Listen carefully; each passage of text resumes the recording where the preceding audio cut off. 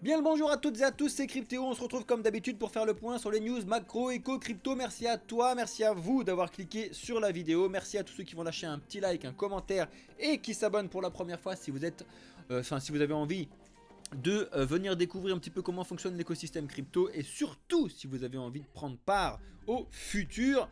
Abonnez-vous et regardez un petit peu ce qu'on vous propose, que ce soit nos services ou surtout nos réseaux, parce que je sais qu'il y a des petits malins qui aiment bien quand c'est uniquement gratuit. On fait du gratuit et si jamais vous voulez avoir un petit peu plus loin avec un accompagnement complètement personnalisé, let's go, venez voir ce qu'on vous propose comme service. Regardez ce qu'on vous met dans la description, comme d'habitude vous avez des petits cadeaux et rejoignez notre Discord, très important. Amusez-vous à regarder ce qu'on vous propose sur la chaîne YouTube, on fait des vidéos tous les jours. N'oubliez pas d'aller regarder les playlists, parce que si jamais vous arrivez forcément à l'écosystème des news là que je vous fais aujourd'hui, il y en a, si vous êtes débutant, vous n'allez rien comprendre. Donc si vous êtes débutant, allez regarder les playlists. Vous allez voir des playlists gratuites sur pas mal d'informations. Allez! Aujourd'hui, on va forcément voir tout ce qui se passe sur le Bitcoin avec des fake news, des machins, des trucs. On va regarder tout ça, c'est très important. Reste bien jusqu'à la fin de la vidéo. Tu connais sur le watch time pour Blockchain Capital. Non, mais c'est surtout pour que tu puisses comprendre ce qui se passe, pour que tu puisses savoir le refaire toi-même. Enfin, savoir faire attention à ce genre de truc. N'oublie pas qu'il ne faut jamais écouter n'importe qui, que ce soit nous ou n'importe quoi, sans réfléchir. Il faut toujours faire ses propres recherches. C'est ça qui est très important. Et c'est les valeurs qu'on essaye de t'inculquer. Bref. Bon, encore une fois, tu vas me dire, mais qu'est-ce qu'il fait lui c'est tout le marché, il est tout vert alors qu'il fout sa lumière en rouge derrière, il a rien compris. Eh ben, je vais t'expliquer ça. Je vais t'expliquer ça. On va baisser d'un ton, on va se calmer. Mais bon, sur les marchés, effectivement, on est sur un vert. Donc tu le vois ici, et un vert spécialement parce qu'on est passé au-dessus des 27 200 cette nuit, ce matin. Et du coup, on a pété un câble. Et après, on a complètement pété un câble cet après-midi. On va regarder tout ça ensemble, ne bouge pas. Mais je t'ai mis la lumière rouge, pas pour rien, parce que ça pue du bec tout ce qui se passe actuellement. À mon avis, tu l'as très certainement vu. Toujours pas d'argent, première chose. Il y a des alertes à la bombe de partout, que ce soit en France ou autre part. C'est une réelle catastrophe. Il y a vraiment des réels gros dangers de trucs qui se passent partout. Vrai, pas vrai, machin et tout. Et actuellement, ce qui se passe dans le monde, tu l'as très certainement pas loupé, c'est pas beau à voir. Bref, en ce qui concerne les news centralisées aujourd'hui, mis à part l'inflation à la Nouvelle-Zélande, que tout le monde s'en fiche au niveau marché, il n'y avait pas de truc hyper important. Par contre, demain, on va voir les retails à surveiller qui sont en attente, enfin qui sont attendus en baisse. On va voir, parce qu'en ce moment, les chiffres américains sont quand même très loin de ce qui se passe. Hein. Que ce soit en hausse ou en baisse, c'est quand même assez loin de ce qui se passe. Et on va avoir le petit zoo d'économique sentiment en zone euro. Alors vous l'avez vu, hein. Moi je trouve ça drôle, mais aux États-Unis le sentiment économique il est assez haut, alors que nous on est à moins de zéro, vraiment plus aucune confiance entre ce qui se passe. Ça me fait rire. Bref. En attendant, cette semaine aussi de stress important, on va avoir les permis de construire qui vont arriver après-demain. Et bien évidemment, on va avoir notre ami Jérôme Powell qui va parler jeudi 19. C'est jeudi 19 exactement. De toute façon, il parle tout le temps le jeudi. Bref, donc c'est quand même une semaine avec 2-3 news, mais c'est pas une semaine de news centralisées attendues. Alors vous devez faire bien du tri de tout ce que je vous dis. Il y a les news centralisées inattendues, c'est ce qui s'est passé aujourd'hui. Il y a les news centralisées attendues, c'est ce qu'on a là-dessus, mais de temps en temps elles peuvent être inattendues quand on a ces trucs. Il faut que vous compreniez tout ça, c'est très important et c'est ce que j'essaye de vous expliquer. Ces news là, sachez de base elles sont attendues, donc ce qui est marqué en forecast ici, ça veut dire que ça a été pricé par le marché, c'est à dire que le marché s'attend à voir ce truc là, donc si on a réellement ce truc là, en général il n'y a pas de gros mouvements de marché. Par contre quand ce truc là, donc la prévision s'est complètement plantée à la hausse ou à la baisse, ça fait des fluctuations de marché, c'est ça où je vous dis que c'était inattendu. Et aujourd'hui on a deux types de news type fake news qui font forcément bouger le marché de partout. On va regarder tout ça ensemble. Ne bouge surtout pas. Regarde-moi cette magnifique bougie 4 heures qui vient de se terminer il y a 15 minutes. Elle est horrible, dégueulasse, pétée, horrible. Et je vous ai laissé quand même pour vous montrer à quel point quand on a une news centralisée, le marché n'est plus du tout logique. C'est pour ça que je vous l'ai laissé. La logique du marché, c'était ce que je vous ai mis en bleu. On devait aller retourner en bas. Je me suis permis de vous mettre une autre résistance support très court terme. Donc je vous ai placé à 26 650 et on a celle des 26 277. C'est une zone très court terme. On a réagi dessus, très simple. Et d'ailleurs quand j'ai vu ici qu'on avait vraiment trop bloqué dessus et je savais qu'on n'allait pas forcément retomber dessus. Donc De là à vous dire qu'on allait avoir un pétage de câble comme ça, bon non, mais c'était un petit peu obvious qu'on allait voir ce qui se passe au 27 200. Donc là on y est allé, on les a pétés à la hausse en 5 minutes, et après on a attendu et on a pété à la hausse, mais on allait taper jusqu'aux 30 000. Hein. Pour savoir, les 30 000 ils n'y étaient pas allés depuis août. D'accord. Alors, en plus ce qui est assez drôle, c'est que là vous avez le graphique de Bitcoin en Tether sur Binance, mais selon sur quel endroit vous êtes allé, il est allé jusqu'à 30 004, voire au-dessus sur certains, genre Bitgate, etc. Bref, on va voir ça juste après. Donc c'était juste pour te montrer ça, et que actuellement en fait avec ce que je vais t'expliquer juste après, je suis toujours moi avec une respiration nécessaire. Je te dis pas que ça va le faire, je te dis juste que c'est nécessaire. C'est pour ça que je te mets le rouge derrière. Là il faut aller respirer, aller rechercher ce qu'on a en bas. Surtout que là on est allé péter du short grave là-haut. Là c'est, enfin bref, ce qui s'est passé cet après-midi, c'était une vraie belle bonne catastrophe, assez drôle. Donc ça y est, on y arrive. Voilà. Normalement, je dis bien normalement, le truc qui est tombé aujourd'hui à 16h21 moins 1, normalement, il est tombé à 15h21 parce que ça c'était c'est en PM mais pas de notre heure, bref on s'en fout. Le tweet qui a lancé le bazar, normalement c'est celui-là, il va falloir vérifier de partout, mais normalement c'est celui-là. Breaking news, la SEC a approuvé iShares, donc le Bitcoin ETF spot de BlackRock. Paf, ça a envoyé ce truc là, et à partir, donc ça c'était à normalement 15h21, à partir de 15h29-30, tout le monde a relayé ce truc là, et c'est parti en vrille totale. Sauf que, il y a des gens intelligents, j'ai pas envie de les nommer, mais c'est nous. Quand on est arrivé dessus, on était en live avec les premiums sur notre Discord pour vous expliquer tout ça, et quand c'est arrivé, normalement, obligatoirement, ce type de news de la SEC, quand elle tombe, il y a forcément un papier officiel de la SEC qui tombe et qui accompagne ce truc-là. Vous pouvez le voir si jamais vous avez envie de prendre l'offre premium, c'était réservé au premium tous ces trucs là, mais bon bref, quand on a discuté avec eux, j'ai dit attention, il y a un petit problème, je n'arrive pas à trouver le papier officiel de la SEC. Pendant que tout le monde était en train de péter son câble là, et qu'on voit le truc ici monter, j'ai dit attends mais il y a un truc qui va pas, je ne trouve pas le papier officiel de la SEC. Et ben bim, ça a pas loupé, au bout de 5-10 minutes, hop, la news a été contrée en expliquant que tous ceux des analystes de Bloomberg et même chez BlackRock directement, ils ont expliqué que la demande d'ETF Bitcoin Spot était toujours en lice et qu'il n'y avait rien de sorti. Donc, pour le coup, nous, on a attendu un petit peu et on vous a du coup fait un vrai bon tweet, d'accord? Donc, merci à ceux qui ont reliké, qui ont retweet, liké et commenté, très important. Mais nous, du coup, on vous l'a posté, et on vous l'a posté vraiment assez vite, hein, 20 minutes après le truc, en vous montrant la vraie preuve du coup de Eric Balchunas, qui était un des anciens de BlackRock, qui explique directement que c'est une fausse information, que BlackRock explique que c'est toujours en train d'être review. Donc, résultat des courses, ne croyez jamais, vérifiez, c'est vraiment la base des bases, d'accord ? Parce que les gens là qui sont clairement allés dans le mur en disant oh, ETF Bitcoin accepté, ils sont allés tous sur leur Binance, sur leur truc, ils sont allés acheter des trucs, ils ont tous perdu de l'argent, d'accord? Alors que les gens intelligents comme ce que nous on a fait, où tu te dis bah attends je vais quand même aller vérifier les sources de ce que je vois, parce que c'est pas parce que t'as Cointelegraph ou je sais pas quoi qui balance une info que c'est forcément vrai. Surtout une info comme ça qui est avec obligatoirement une press release officielle de la Fed, de la SEC sur le truc. Donc bref, je suis allé regarder un petit peu de partout, il n'y en avait pas. Donc quand il n'y en a pas, ça pue, et comme par hasard, ça puait parce qu'après c'était forcément une fake news, d'accord? Ça ne veut pas pour autant dire que la SEC ne va pas accepter les demandes de TF Bitcoin Spot. Au contraire, c'est justement ce qu'on va voir juste après.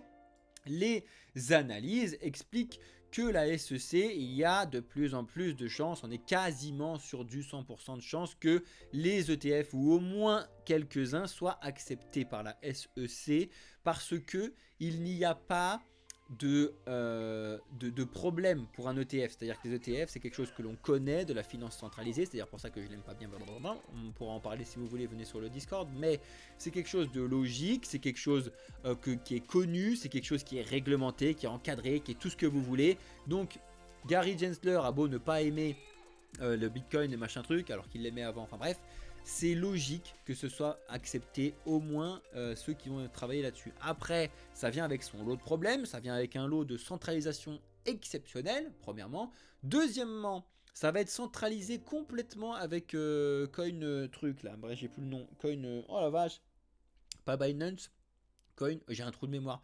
En plus, j'ai la carte machin ici. Bref, on s'en fout. Ils vont travailler avec directement. Donc, c'est pareil. Ça peut foutre des potentiels problèmes à la FTX, à tout centraliser et à faire n'importe quoi avec. Il faut que ce soit quand même carré et que les bitcoins qui soient détenus par les gens soient bien évidemment cachés. Ce qui est dans la finance traditionnelle un petit peu touchy. Hein.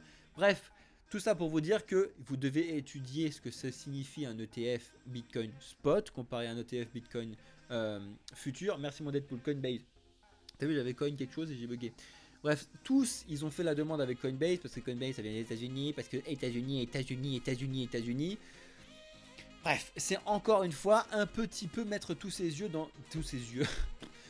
dans le même panier, alors que c'est exactement ce qu'on fait que de vous dire qu'il ne faut surtout pas faire. Donc il y a des gros avantages aux ETF en termes d'adoption, ça va permettre d'ouvrir le marché à tous les boomers. Salut mon Deadpool, parce que c'est eux qui aiment bien les ETF. Donc oui, en ce sens-là, c'est bien, parce que quand ça va arriver, les gens vont se dire, bon bah s'il y a des ETF, ça veut dire que les gouvernements font confiance à Bitcoin et du coup on peut avancer dessus. Certes une chose qui est intéressante, mais ça va créer une centralisation des détentions de certains bitcoins, etc. très mauvaise, d'accord. Et en plus, ça ne va pas permettre aux gens d'apprendre à utiliser les wallets, à utiliser la blockchain. Ça va juste à apprendre les gens à essayer de faire de la spéculation, alors que les cryptos, ça n'est pas uniquement de la spéculation. Bref, très important, ne pas faire n'importe quoi à ces sujets.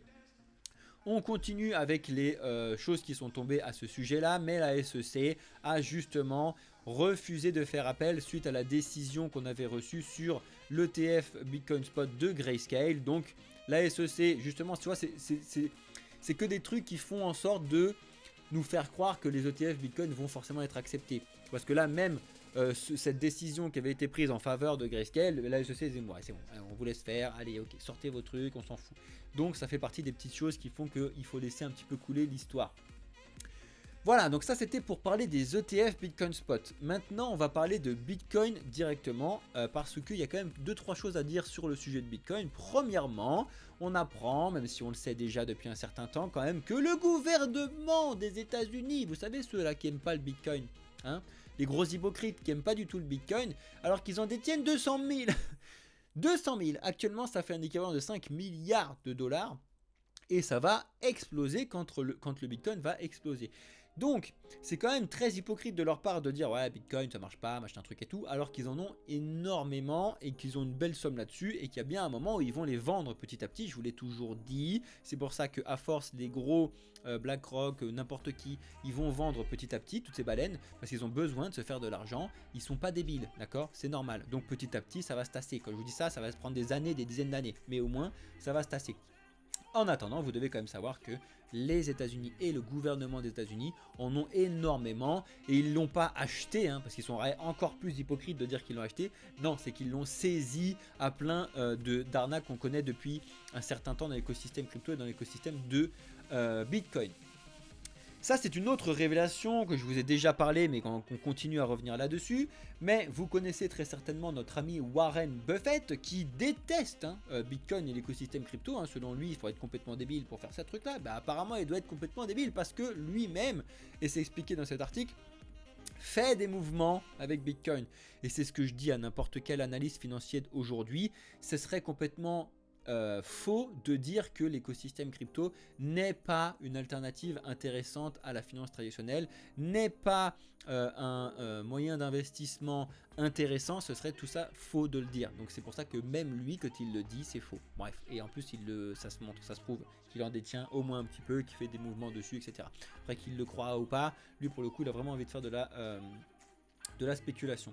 Toujours sur Bitcoin, si vous allez sur ce petit site là, qui est assez intéressant, il faut payer si vous voulez avoir tous les trucs que je voulais montrer là-dessus, mais c'est quand même hyper cool, c'est que tu peux faire un tri du nombre de wallets qui existent avec un certain nombre de Bitcoin à l'intérieur. Donc tu vois, là je vous ai mis en rouge le nombre de wallets qui détiennent au minimum 10 Bitcoin dessus. Et on voit que les gens sont, depuis 2022, avoir de plus en plus un wallet avec 10 bitcoins dessus. C'est vraiment beaucoup quand même, 150 000 wallets avec 10 bitcoins dessus. Vous pouvez vous amuser à aller regarder d'autres trucs, regardez combien il y en a qui en ont entre 100 000 et 1 million, je vous le donne en 1000, il y en a très peu, hein. Et ceux qui ont au-dessus d'1 million, il y en a pas, enfin si, il y a les wallets perdus de machin, bref, on s'en fout. C'est assez drôle de regarder un petit peu ce type de graphique. Encore une fois, c'est des informations macroéconomiques que vous devez garder en tête, parce que quand tu regardes, et c'est pour ça qu'il y a le prix qui est derrière. Quand tu regardes les informations en fonction du prix et en fonction du truc, tu te doutes bien que plus on est avec des gens qui gardent du Bitcoin, plus le prix est sur le bas, d'accord? Et plus on est avec un prix du Bitcoin qui est haut, plus on a un trou, parce qu'ils ont revendu, comme je vous l'ai dit, pour pouvoir faire du profit et gagner de l'argent, parce que tout le monde a un loyer à payer et de la bouffe à payer, surtout en ce moment. Bref, d'accord? Très important, et on finit sur les news Bitcoin avec ces informations là. Vous le saviez, mais la Chine avait interdit le minage de Bitcoin il y a de cela 3 ans maintenant, je crois que c'était en 2020, je crois que c'était fin 2020 au début 2021, je sais plus, bref. Et depuis vendredi, on a eu cet article qui est tombé de Cointelegraph. Cointelegraph, hein, bref, on s'en fout, ça me fait marrer. Mais on a une société en Chine qui s'est créée l'année dernière ou au début 2023, je sais plus, qui mine du Bitcoin alors qu'ils n'ont pas le droit. Donc tu as quand même les États-Unis qui vont faire une petite investigation là-dessus pour voir et surveiller un petit peu tout ce petit bazar. Mais encore une fois, les Chinois, sachez-le, sont très très forts et très très bons. Bref, donc on va passer aux news un petit peu éparses, parce que aujourd'hui, malgré, avec toutes les news qu'on a eu, tout le bazar, il faut pas oublier que c'était quand même un grand jour pour le BNB actuellement, parce que c'était le 25e burn de BNB qui a été fait. Il y en a eu plus de 2 139 000 BNB qui ont été brûlés de la part de Binance, donc c'était annoncé, et ça va être en burn jusqu'à avoir 100 millions, je crois. Il me semble que c'était ça la supply à vérifier. Normalement, la supply des BNB c'était 200 millions et ils allaient en burn jusqu'à 100 millions. À vérifier, mais je crois que c'était ça le truc. Bref. Non, c'est plus si c'est ça, mais ça me paraît. Enfin bref, il y a un chiffre divisé par 2, 450. Je sais plus ce que c'était, mais il y a un truc comme ça. Je n'ai pas pas le chiffre en tête par cœur, mais c'est ça. Et c'était une journée ça c'est arrivé en plein milieu de tout le bazar qu'on a eu là-dessus. Ouais les amis, oui, il y a plusieurs streamers sur cette chaîne, le BIM. Donc, très important, c'est les informations qu'on a eues aujourd'hui, il y en a eu quand même pas mal. On continue, et ça va toucher aussi directement Binance. Et là, vous allez me dire, mais qu'est-ce que c'est que ce truc? Les Ether Hiding. Vous devez regarder un petit peu ce qui se passe là-dessus, parce que c'est des espèces de malware cachés dans des smart contracts sur la blockchain d'Ether. Comment ça se passe? Regardez l'article sur Medium. En attendant, pourquoi c'est assez important et pourquoi ça remonte un certain nombre de bazars actuellement, c'est parce qu'il y en a beaucoup qui sont utilisés via la Binance Smart Chain actuellement. Et ça met un petit peu le bazar, et de plus en plus le bazar toujours autour de Binance et de CZ. C'est toujours la même chose depuis le début 2023. Binance, ils sont dans une tourmente pas possible. Donc il faut quand même surveiller tout ça de très très près. Je ne pense pas que Binance puisse tomber à la FTX, mais au moins relâcher beaucoup d'argent, je trouverais ça un peu normal, et que ça puisse un petit peu s'étaler sur les autres plateformes, ce serait pas plus mal. Bref, regardez un petit peu ce que signifie un Ether Hiding. Le but du jeu, c'est pas que je vous lise les news comme un débile, sinon ça serait aucune valeur ajoutée. Je vous les montre, je vous donne un avis dessus, et après je vous explique lesquels il faut les regarder et où les regarder, comme d'habitude. Bref, très important de regarder un petit peu ce qui se passe actuellement sur ça. Ça encore une fois, j'ai pas envie de vous dire fake news, mais c'est pas réellement des fake news, c'est des news très bizarres qui tombent en ce moment sur certains points.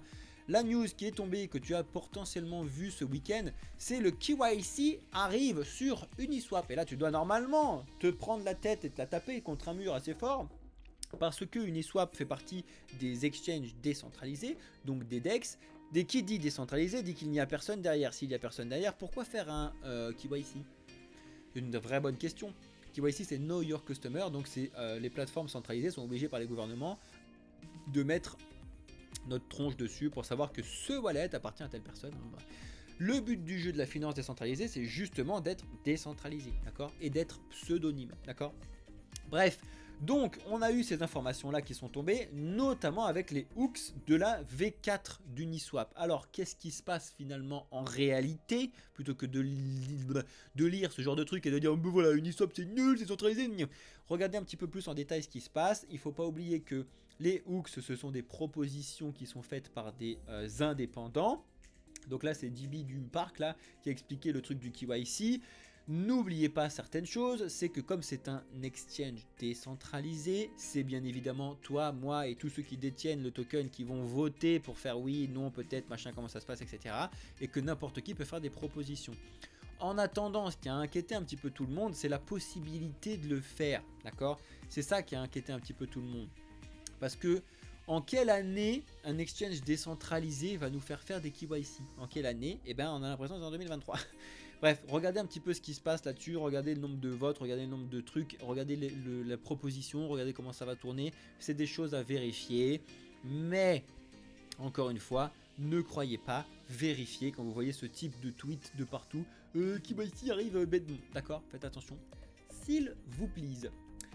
On continue avec FTX qui se met à stacker énormément de Solana. Donc vous connaissez un petit peu l'histoire des projets de FTX où ils en ont beaucoup. Hein. Même ça a fait un petit scandale avec Asher il y a 2 semaines maintenant. Avec le sérum notamment. Bref, Solana, projet soutenu énormément par notre ami SBF hein, qui est actuellement en procès, que tu dois suivre ça aussi tous les jours comme d'habitude. Bref, la nouvelle direction de FTX, à savoir le Shard Array 3 qui s'occupe de essayer de relancer FTX pour faire un petit FTX 2.0. Tu dois savoir qu'ils en ont énormément du Solana. Et ben on voit qu'ils en ont stacké 5,5 millions. Donc voilà, tu fais ce que tu veux de cette news, tu l'analyses comme tu veux, mais je trouve ça quand même assez important à relever, d'accord? Voilà une autre news assez importante et je vais en profiter pour vous glisser 2 mots là-dessus. MetaMask est devenu interdit sur l'App Store, donc ils l'ont viré de l'App Store. MetaMask, ils sont en train d'expliquer que ce n'est pas une erreur de leur part ou je sais pas quoi, c'est juste que vous connaissez un petit peu la guéguerre qu'il y a entre Apple et l'écosystème crypto wallet machin truc et tout. Bref, donc ils l'ont viré là-dessus. J'en profite pour vous dire quelque chose. Vos téléphones, vos smartphones, qu'ils soient Apple, Samsung, Huawei ou j'en ai rien à foutre, sont avec une sécurité éclatée au sol. Mais vraiment éclatée au sol. Donc, de base, vous oubliez de mettre vos clés privées et des types de wallets sur vos téléphones, s'il vous plaît, d'accord? Ou alors, c'est parce que si vous avez des trucs avec des risques, avec très peu d'argent dessus, et que vous risquez vraiment encore plus de tout perdre, s'il vous plaît, apprenez la sécurité, apprenez la gestion des wallets avec les wallets chauds, les wallets froids, les hardware, les software, etc. Regardez comment ça fonctionne, s'il vous plaît. Bref, en attendant, ça c'était pour ceux qui avaient des MetaMask sur leur téléphone. Personnellement, ça fait longtemps que je n'en ai pas, mais bon, bref. En attendant, on a pas mal de news qui tombent du coup sur l'aspect MetaMask actuellement. Il y en a qui disent que, voilà, bon, si une mise à jour, ils nous expliquent qu'il faut bien évidemment allez sauvegarder vos clés privées de votre MetaMask si vous l'avez uniquement ouvert sur votre sur votre téléphone et qu'il y a une mise à jour et que c'est perdu, vous y retournerez jamais. Bref, et il y en a d'autres qui posent la question de MetaMask qui aurait été retiré de l'App Store à cause de la fonction d'achat intégré, parce que vous connaissez un petit peu le démon d'Apple sur les achats intégrés directement aux applications. Parce qu'il préférait que ce soit fait avec des produits Apple. Bref, j'aime bien Apple sur certains points, mais il y a certains autres points que j'aime pas du tout. Pour revenir sur l'adoption de masse et sur ce que vous pouvez faire avec vos cryptos, parce qu'il y en a encore plein qui me disent oui, moi je vais échanger mes cryptos en euros parce que de toute façon je veux plein d'euros, je veux des euros, des euros, des euros. Non, n'oubliez pas que vous commencez de plus en plus à pouvoir acheter directement en crypto et c'est un petit peu le but du jeu, d'accord? Donc si jamais vous avez un petit peu d'argent, que vous savez pas quoi en foutre, sachez que Ferrari va accepter des paiements en crypto pour s'acheter des véhicules, d'accord? Bon, c'était pour la vanne, mais c'est pour vous montrer que petit à petit, les constructeurs, les commerçants, etc. acceptent les cryptos et le pourquoi est assez simple, tout simplement parce que ça prône la liberté, la décentralisation, tout ce que je vous dis depuis longtemps. Voilà quelque chose qui ne prône ni la liberté ni la décentralisation, c'est le projet Atlas que je vous invite très sérieusement à lire de la BRI, la Banque des Règlements Internationaux. Je vous en ai déjà parlé. Voici le document officiel, c'est quand même bien d'avoir des documents officiels, ils sont tombés en octobre 2023. Ils veulent faire une map du monde de la finance décentralisée. Mais oui, bien sûr. Pourquoi pas? Bref, allez le lire, vous allez voir à quel point le monde centralisé qu'on a actuellement, c'est une catastrophe. Ils essayent d'arrêter le train en marche. Et ben la seule chose qu'ils vont pouvoir se foutre, c'est se mettre devant comme ça avec une pancarte, arrêtez-vous, et se prendre un train en pleine face. C'est exactement ce qui va se passer. Avec les MNBC, etc., j'en mets mon bras à couper. Voici une petite plateforme, si jamais vous ne la connaissez pas, avec une petite présentation sur le journal du coin, à savoir de Layer3.xyz, un outil pour découvrir des projets de finance décentralisés. C'est quand même pas mal d'avoir certains outils centralisés, vous allez dire mais il est malade lui, blablabla. C'est quand même pas mal d'avoir des agrégateurs comme ça qui te permettent de trouver des solutions un petit peu sur tout ce qui existe. Allez regarder un petit peu ce projet là. Vous avez une explication ici en plus, de toute façon, sur le journal du coin. Layer3.xyz, ça vous permettra donc de découvrir certains projets de DeFi, comment ça fonctionne, etc. C'est assez bien foutu, prenez des pincettes, regardez comment ça fonctionne, comme d'habitude. N'allez pas dans le mur en faisant tout et n'importe quoi avec le projet qui vient de se lancer, parce que vous savez que un projet qui vient de se lancer, a potentiellement des problèmes de développement, etc. Comme d'habitude, il faut les vérifier. On continue avec des choses que personnellement je n'aime pas, mais bon, qu'est-ce que tu veux que je te dise? C'est la finance d'hier qui essaye de se mettre dans la finance de demain. Voici le ProShares Trust qui est lancé par qui est proposé à la SEC par qui, je ne l'ai plus. C'est écrit dessus, juste je le vois plus, bref on s'en fout. Qui a proposé ce truc là. Dans quel but? Eh bien dans le but de faire un S-Ether pour pouvoir shorter le shorter Ether.